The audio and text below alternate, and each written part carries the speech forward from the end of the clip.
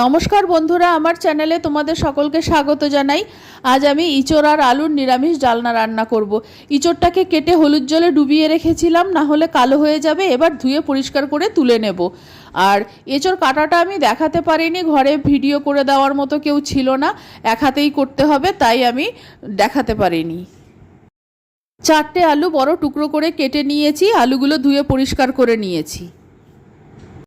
কড়াইতে অল্প একটু সর্ষের তেল গরম করে নিয়েছি। এবার টুকরো করে কেটে রাখা আলুগুলো আমি কড়াইতে দিয়ে দিচ্ছি। আলুগুলো আমি লাল করে ভেজে তুলে নেব। আলুটা ভাজা হতে হতে আমি একটা মশলা তৈরি করে নিচ্ছি। 1 চামচ জিরে গুঁড়ো নিয়েছি, 1 চামচ ধনে গুঁড়ো, হাফ চামচ হলুদ গুঁড়ো, 1 চামচ লাল লঙ্কার গুঁড়ো। এই সব গুঁড়ো মশলাগুলোকে আমি অল্প জল দিয়ে গুলে রেখে দিচ্ছি। গুঁড়ো মশলা জলে গুলে নিলে বাটা মশলার মতো স্বাদটা হয়। এবার একটা গ্রাইন্ডারে আমি 14-15টা কাজু বাদাম নিয়ে নিচ্ছি। কাজু বাদামের সমান মগজদানা নিয়েছি, আর নিয়েছি 1.5 চামচ পোস্তদানা। কাজু বাদাম পোস্ত মগজদানাটা প্রথমে শুকনো গ্রাইন্ডারে গুঁড়ো করে নিয়েছি, তারপর জল দিয়ে বেটে নিয়েছি। এখন এটা বাটিতে ঢেলে রাখছি। এদিকে আলুগুলো ভাজা হয়ে গেছে, আমি আলুগুলো তুলে নিচ্ছি। আলুগুলো ভেজে নেওয়ার পর কড়াইতে যে তেলটা রয়েছে তার মধ্যে ইঁচড়গুলো দিয়ে দিচ্ছি। ইঁচড়গুলো লাল করে ভেজে নেব।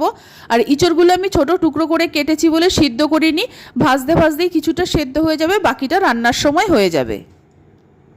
রান্নাতে আমি খুব বেশি তেল ব্যবহার করছি না, তোমরা বুঝতেই পারছো। সেই জন্য ইঁচড় ভাজার সময় ফ্লেমটাকে মিডিয়াম রাখতে হবে আর একটু সময় নিয়ে ভাজতে হবে। পোস্ত বাটার গ্রাইন্ডারের মধ্যেই 2টো টমেটো টুকরো করে কেটে নিয়েছি। এবার টমেটো দুটোকে বেটে নেব। টমেটোটা বাটা হয়ে গেছে, রেখে দিচ্ছি। ইঁচড়গুলো ভাজা হয়ে গেছে, আমি নামিয়ে নিচ্ছি। ফোড়নের জন্য নিয়েছি কিছুটা কাসুরি মেথি, 2টো এলাচ, একটা তেজপাতা ছিঁড়ে নিয়েছি, 1 টুকরো দারচিনি নিয়েছি, 1 চামচ সাদা জিরে নিয়েছি। এঁচড় ভাজার কড়াইয়ের মধ্যেই অল্প আর একটু সর্ষের তেল দিয়ে দিলাম। দিয়ে এবার প্লেটের সব ফোড়নগুলো তেলের মধ্যে দিয়ে দিলাম। ফোড়নটা একটু ভেজে নিচ্ছি। ফোড়নটা ভেজে নেওয়ার পর কড়াইতে 1 চামচ আদা বাটা দিয়ে দিলাম। আদার কাঁচা গন্ধটা চলে যাওয়া পর্যন্ত আদাটাকে ভেজে নিলাম। আদা বাটাটা ভেজে নেওয়ার পর বাটিতে গুলে রাখা মশলাটা দিয়ে দিলাম। গুলে নেওয়া মশলাটার সঙ্গে টমেটো বাটাটাও দিয়ে দিলাম। এবার সব মশলাগুলো একসঙ্গে ভালো মতো কষিয়ে নেব, যতক্ষণ না পর্যন্ত মশলা থেকে তেল ছাড়ছে। মশলাটা ভালো মতো কষানো হয়ে গেছে, মশলার ওপরে তেলও ভেসে উঠেছে। এবার বেটে রাখা কাজু বাদাম, পোস্তদানা আর মগজদানাটা আমি দিয়ে দিলাম। এবার সব মশলাগুলোকে আমি আরও মিনিট খানেক ভালো মতো নাড়াচাড়া করে নেব। লো ফ্লেমে নাড়াচাড়া করব, কারণ বাদাম দেওয়া আছে, না হলে পুড়ে যেতে পারে। মশলাটা মিনিট খানেক আমি লো ফ্লেমে নাড়াচাড়া করে ভেজে নিয়েছি। আর আন্দাজ মতো নুন দিয়ে দিলাম, নুনটা মশলার সঙ্গে মিশিয়ে দিলাম ভালো করে। মশলা ভালোভাবে কষিয়ে নিয়েছি। এবার ভেজে রাখা ইঁচড়গুলো দিয়ে দিলাম। ইঁচড়ের সঙ্গে ভেজে রাখা আলুগুলোও দিয়ে দিলাম। এবার আলু আর ইঁচড় মশলার সঙ্গে আরও মিনিট খানেক বেশ ভালো করে কষিয়ে নিতে হবে। ইঁচড় আর আলু মশলার সঙ্গে ভালো করে কষিয়ে নেওয়ার পর গ্রাইন্ডারে রাখা মশলা ধোয়া জলটা আমি দিয়ে দিলাম। এবার পরিমাণ মতো জল দিয়ে দিলাম। জল দিয়ে সব উপকরণ নাড়াচাড়া করে ভালো মতো মিশিয়ে দিলাম। ফুটে ওঠার জন্য অপেক্ষা করব। সবকিছু নাড়াচাড়া করে ভালো মতো মিশিয়ে দিচ্ছি। মাঝে মধ্যে এইভাবে নাড়াচাড়া করে দিতে হবে। ইঁচড় আর আলু সিদ্ধ হয়ে যাওয়া পর্যন্ত আমাকে ফুটিয়ে নিতে হবে। আর নুন আর ঝালটাও ঠিক আছে, আমি দেখে নিয়েছি।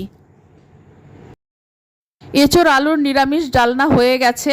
এবার আমি নামিয়ে নেব। নামিয়ে নেওয়ার আগে তোমাদের দেখিয়ে দিচ্ছি, এঁচড় আর আলুর টুকরোগুলো ভালো মতো সেদ্ধ হয়ে গেছে। আমি খুন্তি দিয়ে কেটে দেখাচ্ছি। এবার ঘি, গরম মশলা আর মিষ্টি দিয়ে আমি নামিয়ে নেব। হাফ চামচের একটু কম গরম মশলা দিয়ে দিলাম। নিরামিষ রান্না, অল্প একটু ঘি ছড়িয়ে দিলাম। স্বাদটা ব্যালেন্স করার জন্য অল্প চিনি দিয়ে দিলাম।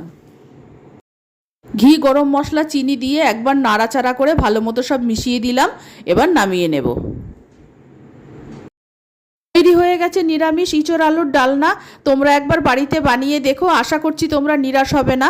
গরম ভাতের সঙ্গে এরকম নিরামিষ ইঁচড় আলুর ডালনা খেতে খুবই ভালো লাগে। আর আমার নতুন পুরনো সকল বন্ধুদের আমি আন্তরিক ধন্যবাদ জানাচ্ছি, ভালোবাসা জানাচ্ছি আমার পাশে থাকার জন্য। আর আমার চ্যানেলকে সাবস্ক্রাইব করার জন্য, লাইক করার জন্য, শেয়ার করার জন্য অনুরোধ জানিয়ে আমি আমার ভিডিও শেষ করছি। ধন্যবাদ।